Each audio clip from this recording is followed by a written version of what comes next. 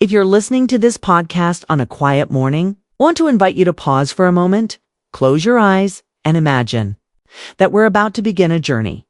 Not a luxurious trip, not something planned months in advance with a crowded itinerary, but a journey to a place that, throughout my youth, I always thought existed only in dreams. The story begins on a summer afternoon as I was sitting in my usual cafe. On the table was an old notebook filled with the names of places I once wanted to visit but never did. There was always some excuse: work, money, time, responsibilities, or simply the belief that I still had plenty of time left.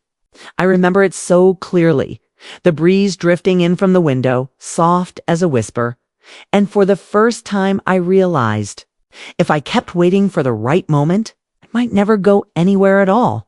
So I booked a trip to a small mountain village in the north, an unfamiliar place. Not on any travel guide, not recommended in reviews, not mentioned on forums. A friend once told me that at sunset, the clouds there float so low you feel like you can reach out and touch them.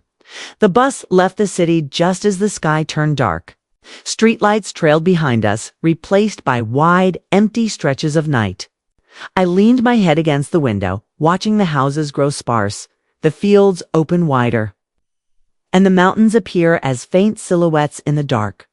There was something about that moment that made me feel like I was leaving more than just the city. I was leaving the tired version of myself, the one always rushing, always stressed, always chasing something invisible. When the bus reached the foot of the mountain, the night was deep and quiet. The driver dropped me off on a small dirt road where nothing existed except the sound of insects and the smell of damp grass. My phone had no signal, no internet, no working map, only a wooden sign that read, "Cloud Village to 3 kilometers." I took out my flashlight, adjusted my backpack, and began walking.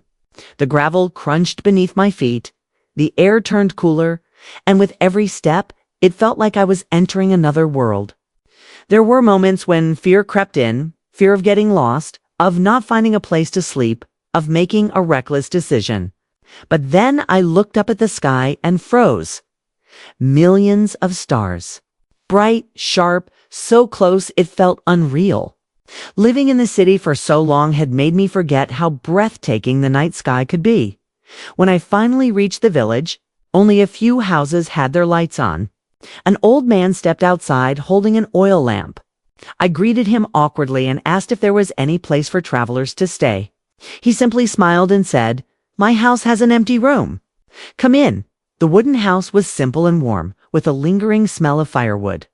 He poured me a cup of hot tea and placed it in front of me. "You came at the perfect time," he said. "Go up the hill tomorrow morning. Then you'll understand why this place has its name." That night, I slept deeper than I had in a very long time. Maybe because it was so quiet I could hear the wind slipping through the cracks of the window. Early in the morning, the old man called me. The sky was pale and purple with dawn. We walked together toward the hill behind his house. And the moment I stepped through the last row of trees, stopped breathing for a second. Below us was an ocean of clouds, not fog. Clouds real. Clouds drifting slowly beneath our feet. The sky was clear, the sun rising behind the far mountains. Golden light spilled across the white sea of clouds, turning everything soft, warm, and unbelievably peaceful. The old man stood beside me, resting on his wooden cane, gazing down at the valley as if greeting an old friend. He said people chase crowded, famous places thinking the fancier the better. But there are places like this. You can only feel them with your heart. I couldn't say anything. I just stood there and let the wind brush against my face, let the smell of fresh grass rise in the air, and let all the tiredness inside me dissolve into the drifting clouds. I stayed in the village for 3 days. I ate meals made of wild vegetables and grilled fish from the stream. I listened to the stories of the locals, people who lived slowly but lived deeply. I sat by the fire at night, watching the flames dance, wondering if maybe we all move too fast, so fast that we forget the places where our hearts truly belong.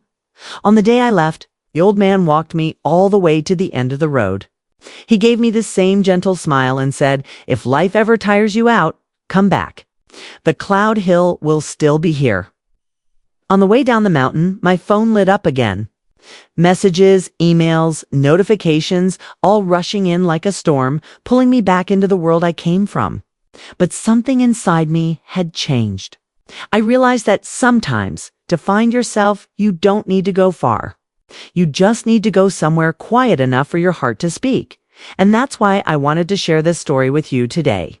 Because who knows, maybe right now, you're also in need of a journey like that. A trip not found on any map, but one that might lead you exactly where you need to be.